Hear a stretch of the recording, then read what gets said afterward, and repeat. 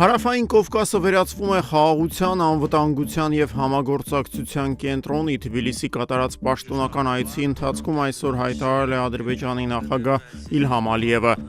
Այս առումով ես ցանկանում եմ ընդգծել Վրաստանի դերակատարությունը։ Ադրբեջանի եւ Հայաստանի միջև խաղաղության տեսանկյունից կարևոր է նաեւ առևտրի ոլորտը։ Այսօր Ադրբեջանի եւ Հայաստանի միջև առևտուրն իրականացվում է Վրաստանի տարածքով, եւ ես ցանկանում եմ դրա համար շնորհակալություն հայտնել վրացական կողմին։ Нам надо быть более корректными и аккуратными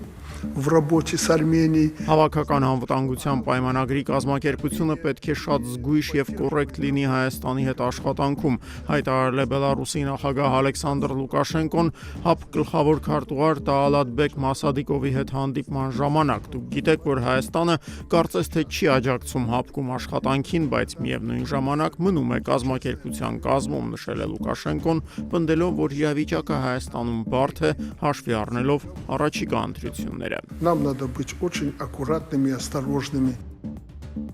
Իսրայելա-ամերիկյան համատեղ հարվածների հետևանքով Թեհրանում սպանվել է Իսլամական հեղափոխության պահապանների կորպուսի կազմում գործող հետախուզական կազմակերպության ղեկավար Մաջիդ Խադեմին։ Այս մասին առաջինը հայտարարել է Իսրայելի պաշտպանության նախարար Իսրայել Կացը, նշելով, որ սա Իրանի կողմից Իսրայելի խաղաղ բնակավայրերի հրթիռակոծությունների պատասխանն է։ Իրանական պետական լրատվամիջոցները Խադեմիի մահվան փաստը հաստատել են, զերծ մնալով լրացուցիչ մանրամասներից։